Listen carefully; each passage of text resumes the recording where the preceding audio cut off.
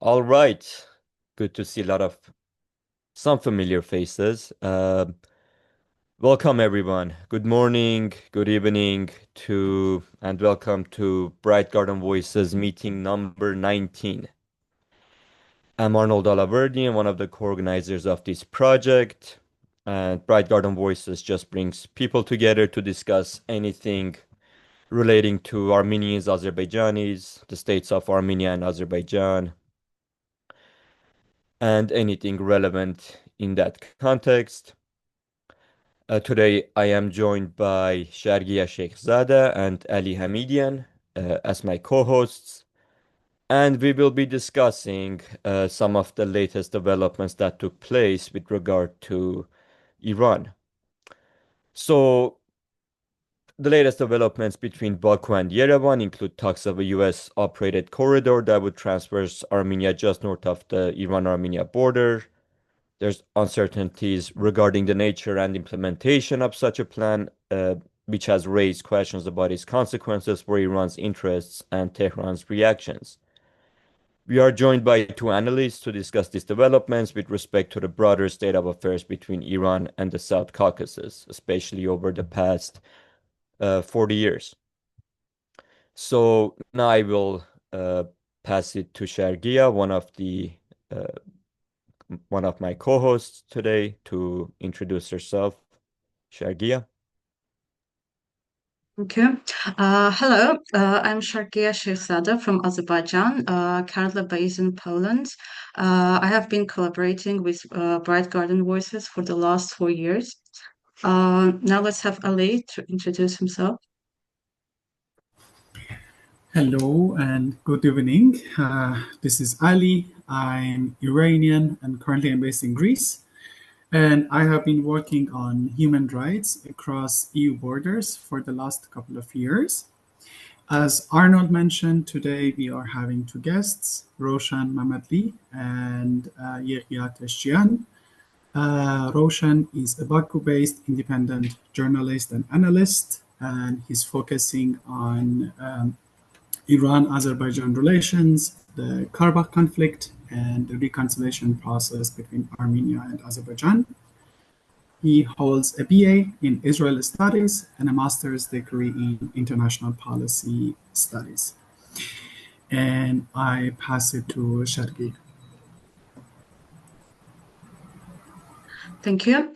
Yeghia Tashjian is Islam Affairs Institute's Regional and International Affairs Cluster Coordinator, a regional analyst and researcher. He holds a master's degree in public policy and international affairs from the American University of Beirut. Currently, Tashjian is engaged in research on the phenomenon of Turkish-Russian competition in the MENA and Caucasus region and Russia's involvement in the international North-South transport corridor. He's also a part-time instructor at the Political Studies and Public Administration Department at the American University of Beirut. Thank you for both of you for joining.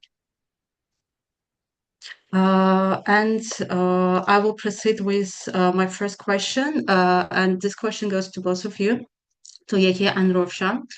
Iran established its diplomatic relations with the then newly formed post-Soviet republics of Armenia and Azerbaijan during the First Nagorno-Karabakh War. How did Iran approach the situation?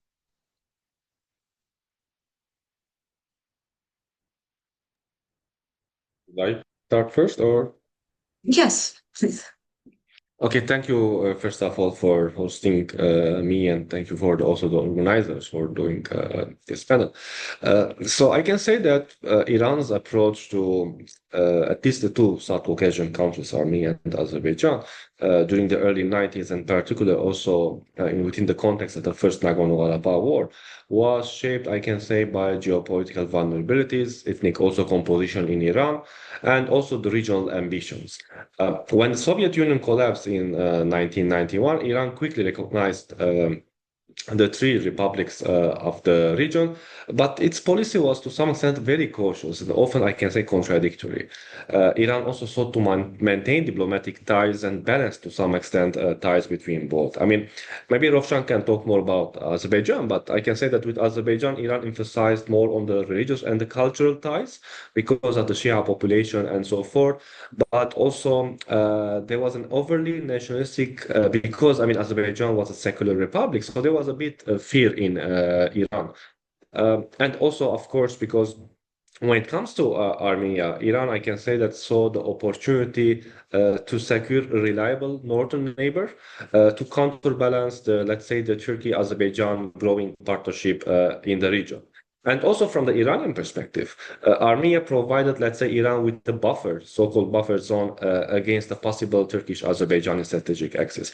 Within this point, we have to also remember that Iran also tried to mediate between both countries, especially in 1992 when the conflict reached its peak. So overall, I can say that Iran's approach was cautious, pragmatic, but also defensive.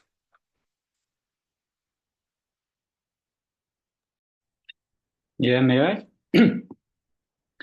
I pretty much agree with Yashia's, sorry if I pronounce your name incorrectly, Yashia's points mostly, but I want to add that like in the last 200 years, South Caucasus has been under the Russian occupation, the Russian control, and that's why Iran pretty much in the last centuries has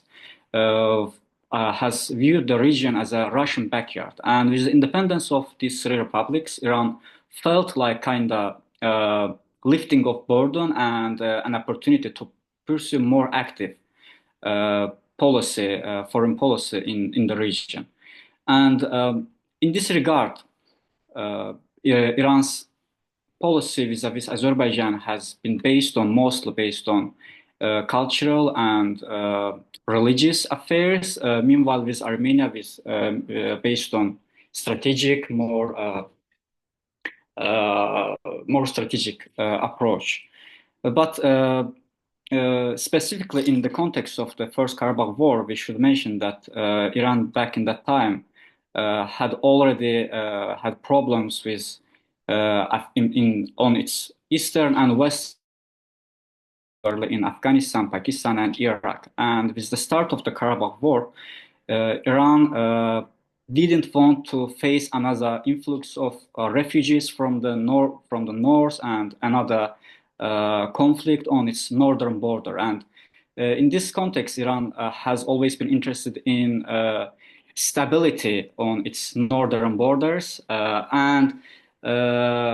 Iran has refrained from pursuing more proactive offensive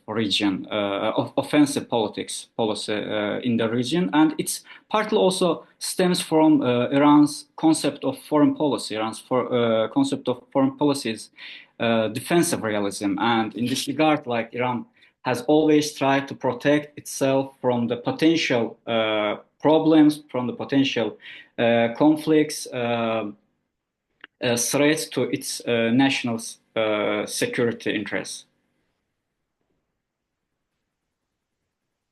Thank you. Now, Ali, the floor is yours.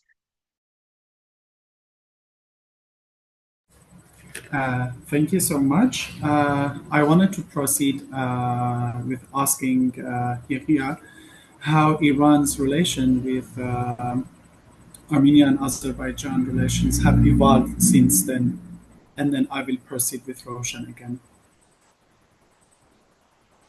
Thank you. Well, as I said, this relationship to some extent is shaped or characterized by geography, history, religion, ethnic ties, and most important, geopolitics and geoeconomics. I mean, Iran relations with Azerbaijan and Armenia have also followed, I can say, especially after the First Karabakh War, followed on opposite trajectories. Despite the shared religion with Azerbaijan, the Azerbaijan and the Iran relations, at least politically, there was a mistrust. But however, when it comes to economy, there was a full cooperation. And of course, this relationship was to some extent shaped by nationalism and also the Turkey factor, but also let's not forget the Israeli factor, which kept growing by the late 1990s and early 2000s. Conversely, also Iran-Armenia relations were pragmatic and cooperative, mainly politically, but not economically, because also Armenia, when it comes to its infrastructure, was less developed compared to Azerbaijan, and because it was also regionally isolated.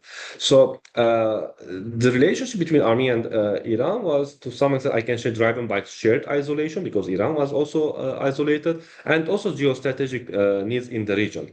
So today I can say that, especially starting the 21st century, Iran started tilting a bit toward Armenia because there was a fear of encirclement, mainly by, let's say, the growing Turkey, Azerbaijan, and Israeli axis in the region. Thank you so much, Yeghia. And Rovshan, I also wanted to ask what's your opinion on how Iran's relations with Armenia and Azerbaijan have evolved since then? Yes, I have already mentioned that like Iran's foreign policy vis-a-vis South Caucasus has been based on defensive realism, and Iran has regarded this region as a backyard of Russian backyard. And in this regard, Iran has refrained from pursuing more proactive, more offensive, more emboldened policies towards Azerbaijan and Armenia. And this is why when we saw after the Second Karabakh War and after the Ukraine War, when the Russian influence decreased in the region, Iran started to pursue more active politics in the region, because there was kind of understanding between Russia and Iran to prevent extra-regional countries, extra-regional powers to involve in regional affairs. And when Iran saw that this status quo is changing, and Iran started to pursue more active policies. And in the beginning of 90s, Iran actually wanted to pursue more active policies based on religion and cultural affinity between the two countries. And but this politics, I would say, soon backfired, and because in the successive nationalist and pro-Western governments came to power in Azerbaijan, and they didn't always align with Iranian foreign policy, Iranian ideological worldview interpretation of global affairs. And I also want to share this very interesting fact regarding actually after the death of Ayatollah Khomeini, this is written by Brzezinski, and he wrote that like we offered to the U.S. administration to build a new transportation road to transfer Iranian energy, natural resources from Caspian Sea to the Persian Gulf through passing Iran and Iraq. But and in this way, we aim to reduce the tension between Iran and Iraq, also to improve our relations with Iran and Iraq. But this proposition didn't occur. Instead, the U.S. eventually opted to choose the Baku-Tbilisi-Ceyhan pipeline instead of this project. I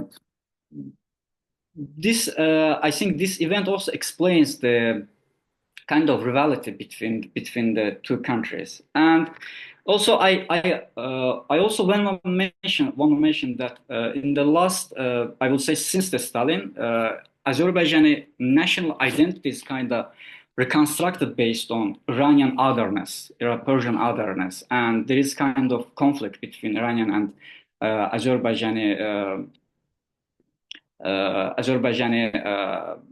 national identities, like it's reconstructed by the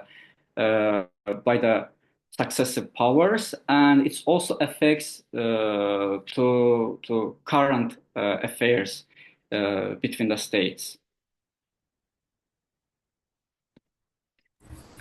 Thank you so much, Yeghia and Rovshan, and I pass it to Yeghia. Thank you. My next question is also to both of you. What are Iran's main political and economic interests and ambitions in the South Caucasus? I think we can start with Yeghia. Thank you. I can conclude this Iran's, let's say, strategy or interest in the region in four major points, especially recently. Of course, based on what the Iranian media and the Iranian officials, or let's say the semi-officials, such as the advisors, are hinting. The first is the preventing, let's say, the so-called Zangezur corridor project, or what they call in their media as Turanic NATO, project. Which of course Iran fears geoeconomically to be cut from the region, and also because there is a fear of territorial change in the border with Armenia, and of course this would also threaten the Turkish-Azerbaijani connectivity. So from the Iranian perspective is that maybe in the future that this corridor would disrupt also the north-south corridor, or so the Persian Gulf and the Black Sea corridor, which passes from Iran to Armenia, and eventually Iran would be encircled, because the north-south corridor, whether the international north-south corridor, which passes at least mutually from Azerbaijan, or the Persian Gulf and the Black Sea corridor, are existential for Iran, because to some extent they are the only ways where Iran can have an economic oxygen with the outside world, especially either with Russia or actually with Europe. The second, of course, which is very important when it comes to security, it is the blocking Israeli influence in the South Caucasus. This is why Iran seeks important neighbor in the region in order to balance or contain at least the Israeli influence. And we have seen in the recent Israeli and Iranian war that how Israel has penetrated the Iranian security system. Third, of course, by maintaining leverage by keeping both Armenia and Azerbaijan engaged. And this is very important, because I remember that whenever there were tension between Azerbaijan and Iran, there were a lot of so-called analysts, they were saying that, like war will happen and so forth. But I was always counter-arguing that no, because Iran wants to leverage, Iran wants to maintain ties between both countries in order to increase to some extent at least its economic leverage, or maintain its economic leverage in the region. And the fourth is the 3+3, the cooperative system in Iran. This is very important for Iran, especially when it comes to regionalization. I can say that it is the only format that keeps Iran attached to South Caucasus when it comes to, at least politically.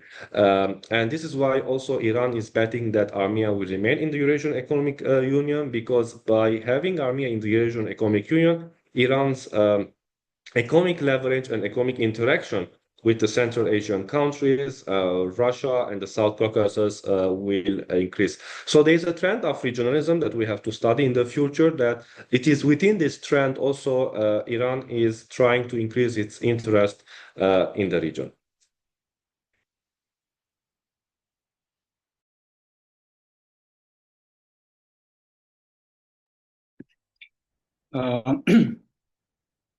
Iran has already actively involved so many conflicts in the Middle Eastern, and that's why Iran doesn't want to have another problem on northern borders. And in this context, Iran tries to prevent another war and the conflict stemming from the South Caucasus. And as you know, recently there was a tension between Azerbaijan and Iran, and and after the Tashjian, the reformist government came to power, there was kind of understanding with the new government, and Iran in this context tries to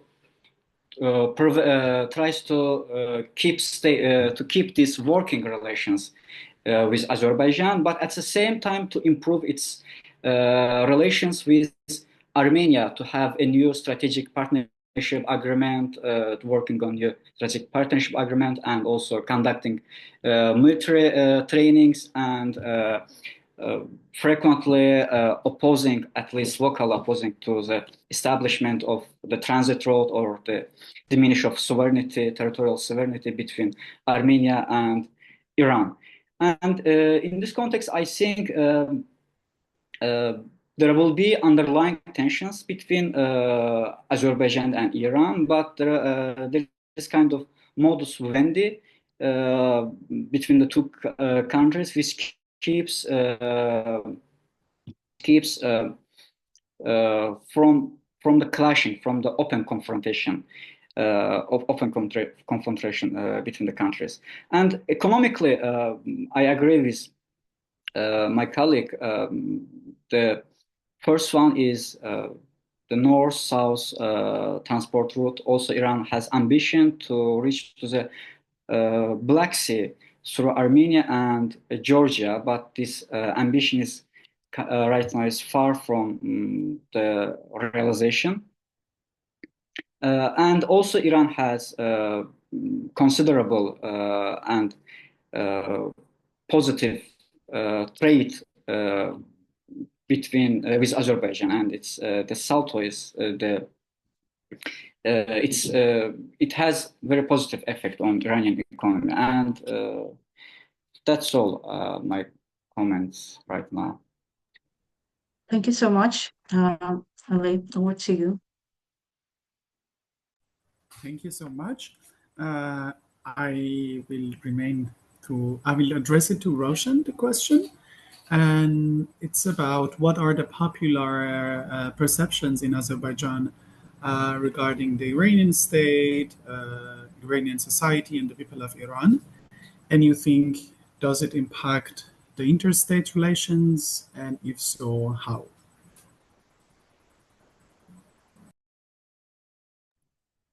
So,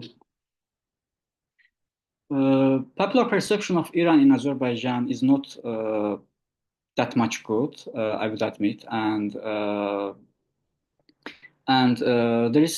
are two narratives, actually few narratives. First of all, there is this narrative, especially since the Stalin time, that Iran and Russia kind of separated North and South Azerbaijan, and Iran has occupied Azerbaijani territories. Our historical territory is in Iran, and we should get it back. This is not that prevalent, but people have this kind of perception. Also, there is this perception of Iran that Iran is supporting Armenia vis-a-vis Azerbaijan, and that's why it's not a friendly country. And also, the Islamic system in Iran is not that much popular in Azerbaijani society. There is this reinforced secularism in Azerbaijan, but if we look at the emergence of nationalist movement in late 80s and early 90s, we can see that these public perceptions affected Iran-Azerbaijan relations, and especially LCB government. Before the Heydar Aliyev, he had very tense relationship with Iran, like public accusing of Iran to for the loss of South Azerbaijan, and but right now I think these perceptions doesn't affect that much, because Azerbaijan is not a democratic society that public opinion affect that much the government decisions, and the government can pursue its own policies without disregarding the public opinion with Iran. Thank you so much, Rovshan. I we'll proceed with Yeghia, and I wanted to ask, how is it in Armenia, the popular perceptions about Iranian society, the Iranian state, the people of Iran, and does it affect the interstate relations between Iran and Armenia, and if so, how? Thank you. Well, maybe we can divide between historically and the modern, what is happening in the contemporary relations. Historically, it has been always complex, the Armenian-Iran or the Persian relations, because when Armenian kingdom was divided between the Byzantine and the Persian Empire, the Roman and the so forth, especially when Armenia converted to Christianity, there were always battles, mistrust, sometimes cooperation, sometimes diplomatic flexibility. But interesting in the modern history, I can say it's quite positive, especially from also the Armenian perspective, even though it's not monolithic because the perception differs between the Armenians in Armenia, Armenia in diaspora, different diaspora communities, and also the Iranian Armenian community. First, I can say that there is a positive view of Iran as a neighbor. So because many Armenians appreciate Iran as one of the very few countries actually that maintain open borders with Armenia, especially given the blockades by Turkey and Azerbaijan. Second, also there is pragmatic dependency. So Iran is seen to some extent, I can say, as a lifeline for trade for Armenia, especially when it comes to energy, transportation routes. And also Armenians, or Armenia often perceive Iran as a pragmatic and a necessary partner. Even when there was a positive development between the American and the Armenian relations. Recently, the Armenian officials were always hinting that they also need Iran, so they cannot become a proxy or a battleground against Iran in the future. And finally, there is the religious difference. However, but there is also the coexistence. I mean, like while Iran is an Islamic state and Armenia, let's say, it's not a Christian state, but majority Christian, I mean. So the Armenian Apostolic Church is very well institutionalized and also has a functioning presence in Iran. And despite all the religious intolerance that happened in the Middle East, the Christians in Iran were tolerated and they continued their functioning. So I can say that the Armenian society and the Armenian state, both they have a positive view, perception towards Iran. Thank you so much, Yeghia. And I will pass it to Sharkia. Thank you. And my next question is, what is to be expected from the recent declaration about a US-operated corridor which would connect mainland Azerbaijan with Nakhchivan to southern Armenia? And in what ways could this affect Iran, and what kind of reaction would it produce? Let's start first with Rovshan, please. Yeah, if we see the recent statements from the Iranian side, we can see mixed reactions from the military establishment and those who are close to the leader, Iran's leader, like Ali Velayati. We saw that very opposing statements, like we will not let the realization of the Zangezur corridor. But political establishment, especially the president and foreign affairs, they of course they express their concerns over the increasing U.S. footprint in the region, but they still welcomed the peace initiative between the two sides. And in this regard, Iran will stay and wait, I think, and will not directly oppose to Azerbaijan or US, because it has already have conflict in the Middle East, and it will wait until the project will have direct negative effect, will directly threat its national security interests. And also we saw this Iran's reactions to the news regarding the Azerbaijan potential accession to the Abraham Accords. And if you remember in 2020, when Arab countries entered this accords, there was vehement opposition from the Iranian side. But Nowadays, Iran is kind of turning a blind eye such kind of developments on its northern borders because it wants to keep the working relations and not to let another conflict. And it knows that if it vehemently opposes to Azerbaijan and pursue offensive politics, it will make Azerbaijan closer to Israel, Turkey, the USA, and it doesn't have that much leverage in this context. Thank you. Yeghia, would like to hear your opinion as well. Yeah, I agree mostly with what Rovshan said. I mean, of course, this would also pave the way for U.S. strategic foothold in the region.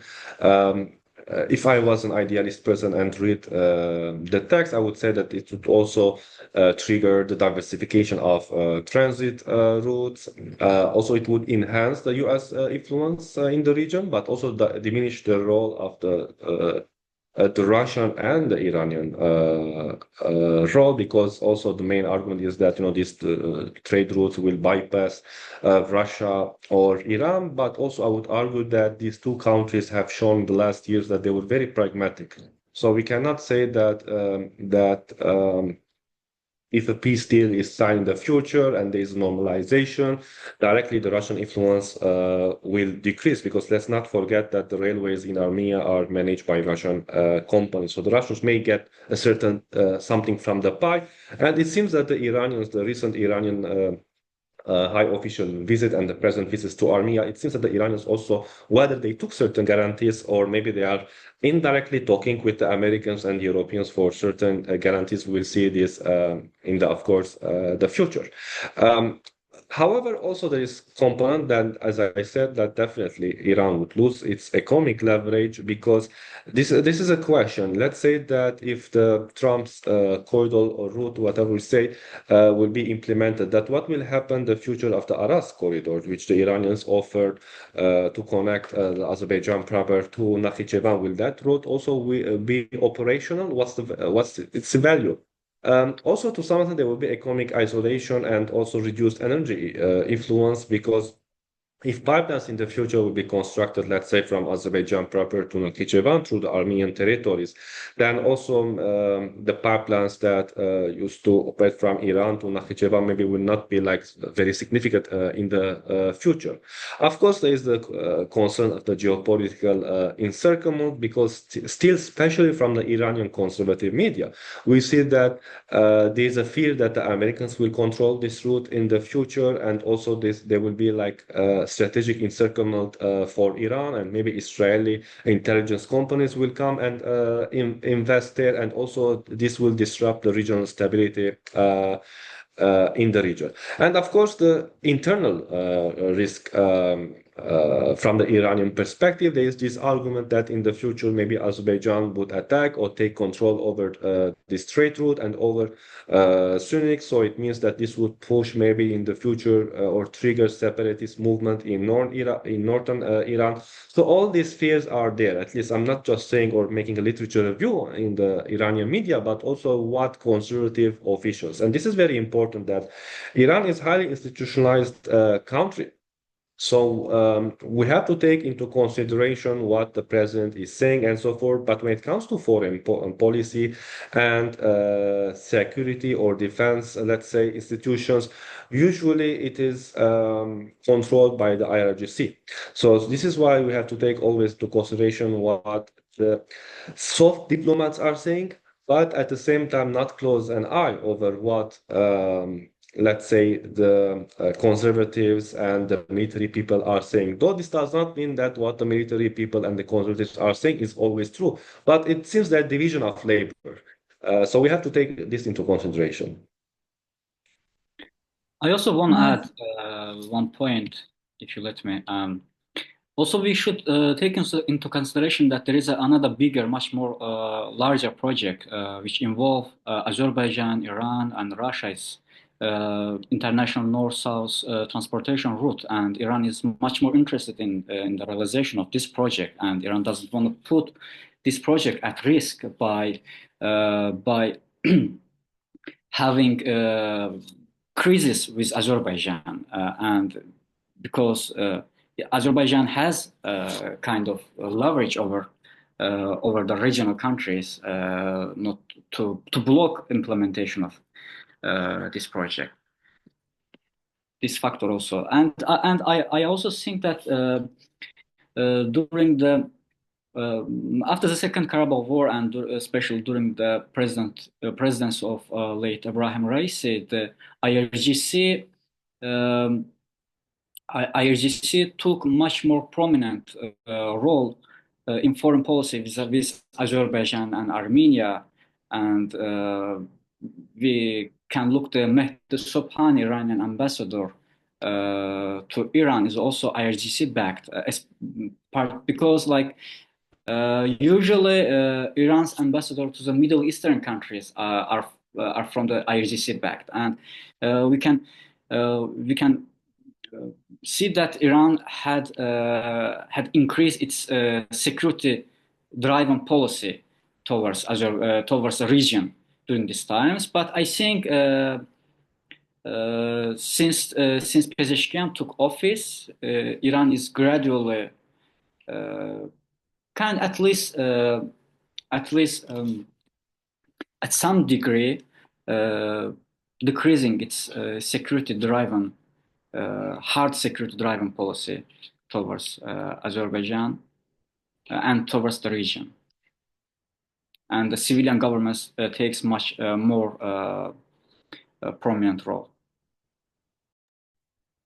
Sorry, I just also want to add also here, because the Iranian reformist media was very interesting, that at the same time it discussed that, look, this can be an opportunity, because especially if Armenia will have a railway, maybe access to Iran through Nakhichevan. So while the conservative media was also criticizing to some extent, but the reformist media at the same time was saying that this can be opportunity, and instead Iran's interest or influence would increase economically in the region, and also it will create a certain interconnectivity, and this is why also Iran was doing its best. The Iranians and the Indians were lobbying to bring Armenia in the INSTC, or the International North-South Transport Corridor. However, the only realization of this was that to some extent a peace deal was going to be signed between Armenia and Azerbaijan, so that the blockade on Armenia will stop and the roads will be open. So this is why also it's important to see what the reformists and the conservatives are talking or viewing this deal.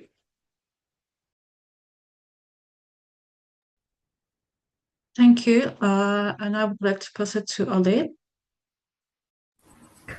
Thank you so much. The next question I want to ask Rovshan, that you think US will expand its presence and influence in the South Caucasus region over the coming years, and what does it mean for the states in the South Caucasus region and the surrounding powers?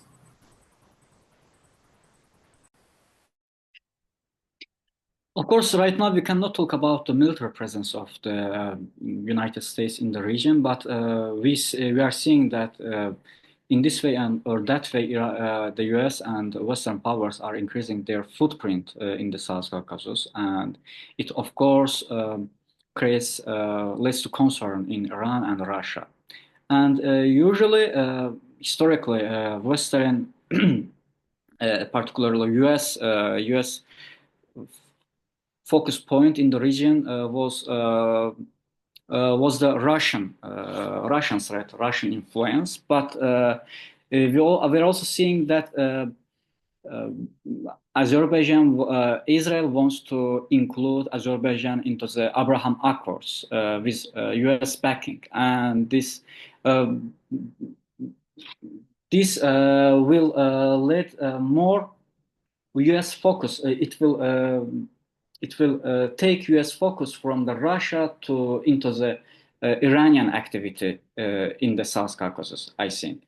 And there is this question that Azerbaijan has already have strong relationship with Israel, and unlike those Arab countries, why now this Abraham Accords? And we can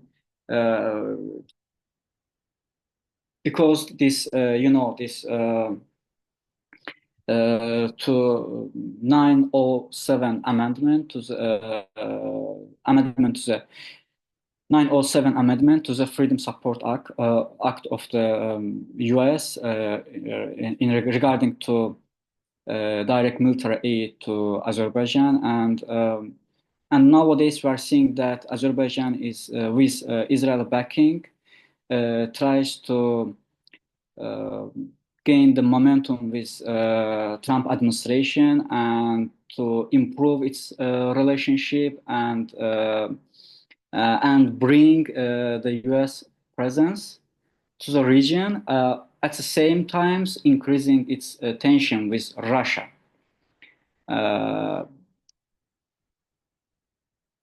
That's all. Like, if you have more questions, I can answer. Great. Thank you so much, Roshan. And then I will pass it to Yeghia to ask about what do you think of the US presence and influence over the US in the region? Yes, I do agree that when it comes to American presence, it's very, very early to talk about it. And it was very clear when the Americans, they said that they are not looking for security guarantees or security presence on this route. This was very clear also in the American media and what the American officials said. And also based from my experience from the Middle East, the American foreign policy to some extent changes based on domestic political shifts in USA. So if a democratic president comes in US and maybe he will change or shift his foreign or her foreign policy, this would also an impact. What's the guarantee that the Americans will lobby hard for Trump's route or corridor in the future? So we have no guarantees.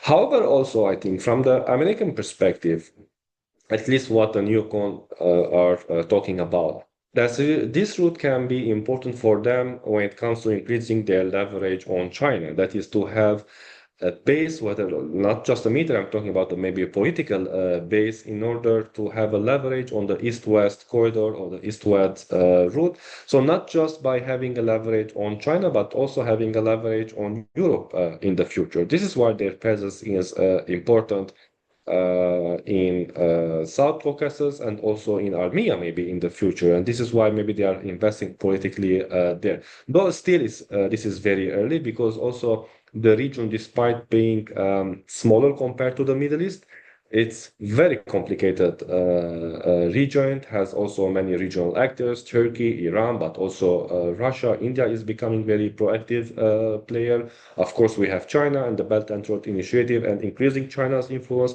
And also we have the European Union. So the Americans in the future, they have to take into consideration the interest of the region and the extra-regional actors, and they have to identify also who are their rivals. Is it only Russia or maybe Iran, and maybe in the future they can cooperate with Russia? And also there is the rising Chinese component, which of course causes fear within the American circles. So this is something that we have to see how things develop in the region in the coming years.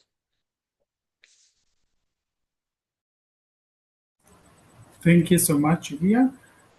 If you or Roshan have any other points to add, and otherwise I will pass it to Arnold for the Q&A. No, I do not have any other points to add. Thank you. So thank you so much, and I pass it to Arnold. Thank you for that very interesting question sessions from our prepared questions. Again, if you remember to react, if you have a reaction to anything discussed, you can always do so. But we are now moving to the Q&A session with our audience. So if you have a question, you can write it and send it to me as a DM, Arnold, the co-host, in the box. But if you want to, you can also just ask to be unmuted. You can unmute yourself, preferably turn on your camera and ask it in person, virtually in person, so to say. So if there's any questions from the audience, from the hosts, anyone else? And While we wait, I actually have a question that sort of relates to something we already discussed. So, with respect to Turkey and Russia, uh, would you say that Iran has this soft power deficiency in the South Caucasus? And is it concerned about projecting sort of more soft power to this region? Because we see a slightly different sort of approach to the rest of the Middle East, to the Near East. But when it comes to the Caucasus, it seems like uh, among the Armenians, Azerbaijanis, it's even though, I mean, you could say, I mean, Azerbaijan is a secular country, shared sort of religion. It has very deep-rooted sort of linguistic, cultural, civilizational ties to the region that goes very deep in the Caucasus from centuries and centuries ago. But uh, the current society and the current state, is it trying to sort of increase its soft power appeal, its charisma to the region? Rovshan, do you want to start? Yes, in regard to Azerbaijan, I would say that Iran tried to do it in 90s and early 2000s, but currently not. Because if you look at the places in the Middle East where Iran exerts its influence and soft power, we will see that there are power vacuums in those countries. But Azerbaijan is a highly consolidated state, and the state almost controls every aspect of the society, and you cannot just foreign policy cannot pursue any politics, especially Iran,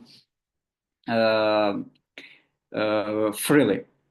But I see that Iran is pursuing this kind of policy in Georgia among the Azerbaijanis, among the Azerbaijani Shias, and Iran is much more active through religious institutions among the Azerbaijani Shias. But in Azerbaijan right now, not because all Iranian preachers, clerics have been expelled from Azerbaijan, and also those local preachers and religious imams that have studied in Iran, they cannot operate in Azerbaijan. They cannot operate in mosques, and Iran has limited access to Azerbaijani society in terms of soft power.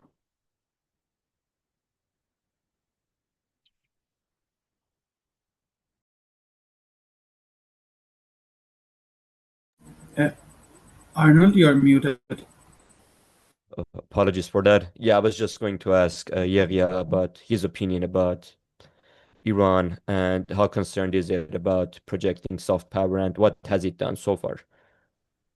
I would say that quite in Armenia, it's very positive, and the Iranian soft power. I mean, if I will compare the Middle East to South, well, at least I know Armenia. In the Middle East, it's more about political Islam. But in Armenia, what I have realized, there is this influence of, or let's say, the Persian cultural soft power. Let's say, for example, the theaters, the ceremonies, the events, the cultural weeks. There is the Persian mosque in Yerevan, but also in Zurich recently. And this has been seen positively. So if I will compare from the Middle East, and always I have asked this question, for example, why Iran has not employed this Persian culture in the Middle East. I mean, it's not just about religion, maybe it's about political strategy. But in Armenia, I can say that the Persian culture, the Persian songs, the Novruz, for example, and there is positivity, and this is also important when it comes to people interaction. And recently, when the MOU was signed, when the Iranian president visited Armenia, there are also clause talking about the Iranian investment in Armenian schools and opening educational centers, investing in rehabilitating educational centers, which this can be maybe seen positive from a cultural perspective, at least, of course.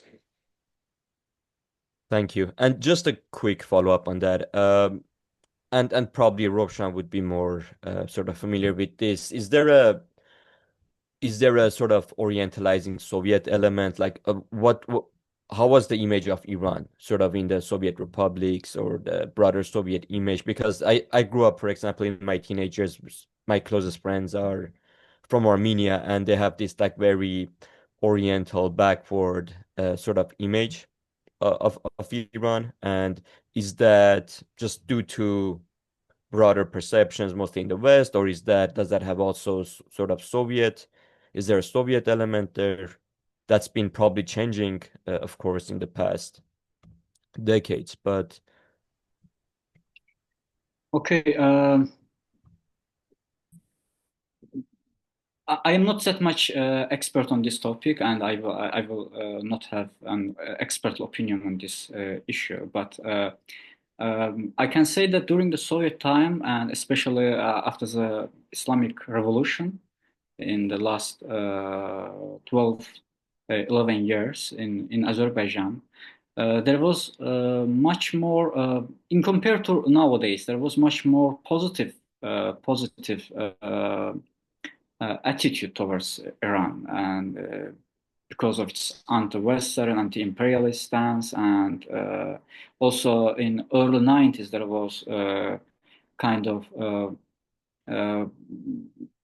the religious connectivity between Azerbaijanis and Iranians, but also Azerbaijani artists during the Soviet time, during the Shah's time, and frequently visited Iran and gave concerts, and cultural relationship was also high with the Soviet Union and with particularly Azerbaijan. But we should take into consideration that Soviets had this kind of separatist and not separatist, but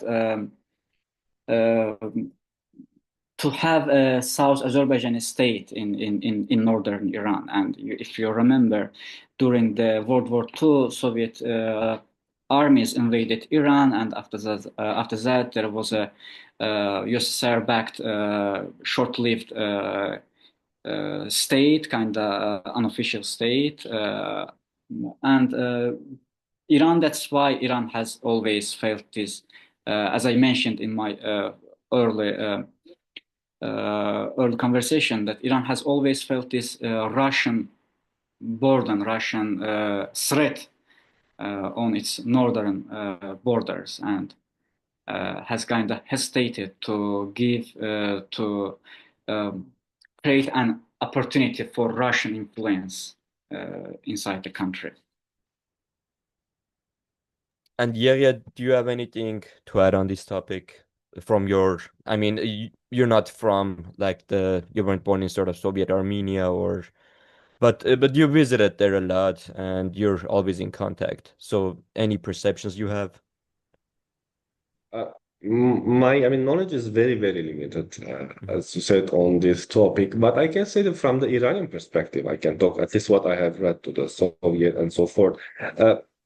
There was always this, I mean, especially when the Iranian Islamic Revolution happened, there was this idea neither the East nor the West. There was also always this suspicion towards the Soviet Union, you know, when Stalin's era, when the Soviet troops occupied northern Iran and they triggered the separatist movement. And by the way, this trauma, I can say, is still there. Because when you see Iranians criticizing Russia, they always bring this topic back.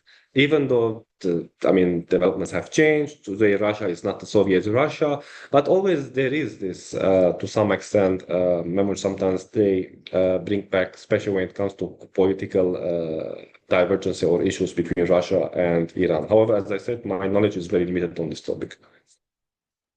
Thank you. And Rovshan, just something you might find interesting. My paternal grandfather is from Tabriz, and he actually remembers the event of the Soviet invasion. So that's interesting.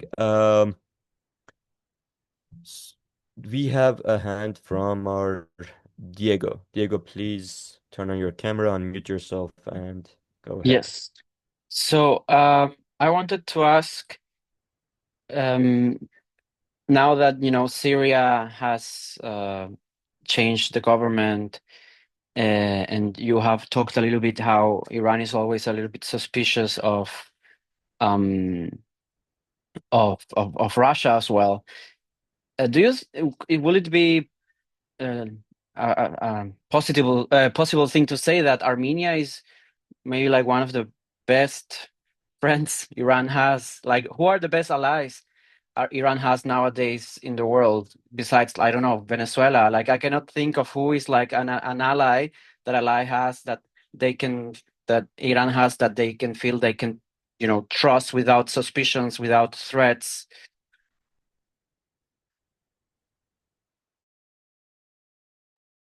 Any of you who want to take it first, please go ahead. Yeghia, please. Alliance is a big word. I usually don't use when it comes to international relations because it will have a security and a military component also. Even I don't call, for example, Russia as Iran's ally. Even the Iranians, they don't like to call this. I would like call maybe based on the recent economic and political interaction as strategic partners, though I see like strategic partners minus.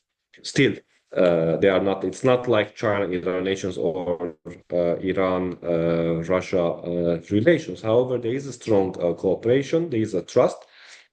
Despite, for example, the Iranian mistrust to some extent towards the Armenian authorities, especially after 2018. However, there is, I can say, necessity between both sides in order to contain, let's say, the Turkish Azerbaijani influence, and sometimes for Armenia it's important for diversification to become more independent or decrease its dependency from Russia. So then it has to enhance its cooperation with Iran and the GCC countries, the European Union, and so forth. Rovshan, anything? Yes, I want to add that like Iran doesn't have allies. I would say like at least doesn't have state allies in the world. Iran is against this concept of allyship. It regards this as an Western imperialist concept, like having military alliances and dominating the region, etc. And Iran doesn't want to have this kind of responsibility towards any particular country. Either towards to Russia, towards to China, or North Korea. And I would also add that Iran's situation right now is kind of regarded as a strategic loneliness because of Iran's lack of allies. And this situation, of course, limits Iran's foreign policy initiatives in the region or also on the global level. But of course, Iran has a very strategic relationship with Russia and China particularly, and these two countries prevents not always, but sometimes prevents at least the resolutions at the UN Security Council. But like we cannot forget that the first main package of UN resolutions, sanctions against Iran, was approved with the Russian and Chinese signatures. So this is not kind of Western conceptualized allyship between those countries, but they have this shared objectives such as multipolar world, such as containment or deter the Western influence in the region, etc. But they also have this kind of conflicted interest among themselves, such as both Russia and Iran are energy countries, energy resources, energy exporter countries, and their markets are overlapping in most cases. Also, in the Middle East, we kind of can see that during the Bashar Assad, Russia doesn't always protected Iranian military compounds in Syria, although it had those 300s air defense capabilities, but it didn't allow Syrians to use it against Israelis for Iran in most cases. Also, in the Caucasus as well, like Russia is not welcoming growing Iranian influence as well. Like it has always wanted to keep the region as its backyard and to prevent Iran to have proactive steps in the region. And in this regard, when we saw the first Iranian military trainings on the Azerbaijani borders, if you remember, Russian foreign minister was opposed to this in 2021, but in 2020. In the next training, when already Ukrainian war has started, and Iran has begun to help Russia. Russians didn't oppose Iranian trainings, military drills on the Azerbaijan borders. Thank you, Rovshan. Anyone from our audience or our hosts, do you have any questions you want to ask? I do have one more question I want to ask, if no one does. So I was going to the one country in the South Caucasus we didn't touch on, and it doesn't share a direct border with Iran, of course, is Georgia. And how can we characterize very, very broadly sort of Georgia-Iranian relations, and does this in any meaningful way impact Iran's relations with Armenia and Azerbaijan? Is it a major factor in Iran's approach to the region at all? Well, I can start. I think in the recent years, Georgian-Iranian relationship is improving, and we can see during the inauguration of the Iranian president Pezeshkian, Georgian prime minister attended last year, and it showed the importance of Iranian-Georgian relationship. In compare, Azerbaijan didn't send even the prime minister, like Azerbaijan sent deputy of prime minister to the inauguration that time. Also, recently there is kind of this cold, if we describe it correctly, this cold effect, cold relationship between the West and Western countries, European Union and Georgia, and kind of improving Russian-Georgian relationship, and Georgians was opposing to some Ukraine actions, political actions, and didn't want to join the sanctions against Russia, etc. And this also kind of plays a role in improving Iran-Georgian relationship. Also, Iran enjoys huge freedom in Georgia regarding to cultural policies, especially among the Azerbaijani Shias, and it can freely send those its preachers, and they can do cultural religious events very much independently, freely, and Georgian government doesn't prevent Iran from doing so. Also, Iran has this ambition to reach to the Black Sea, and in this regard, Iran is also interested to have a good relationship with Georgia, and I think the current Georgian government is the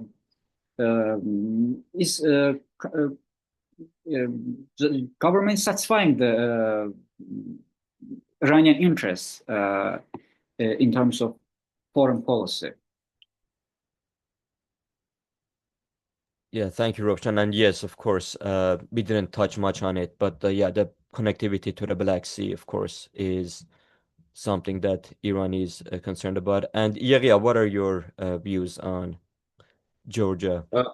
I mean, already Rovshan said it's about mainly the connectivity when it comes to Persian Gulf Black Sea corridor. And even from the Georgian perspective, this is important for diversification. Like they are not just at the crossroad, the bridge between the East and the West, but also potentially in the future between the North and the South. Excellent. Thank you. So thank you to our hosts, our speakers, and we will start wrapping up. Is there anything, Yeghia or Rovshan, you want to add? Any statement, any words before wrapping up? Right now, I don't have anything, but I cannot. Okay. Yeghia? Well, I mean, the Caucasus is a very complex region, as I mentioned. Tensions are always there. So the most important thing, of course, is stability and just peace in the region.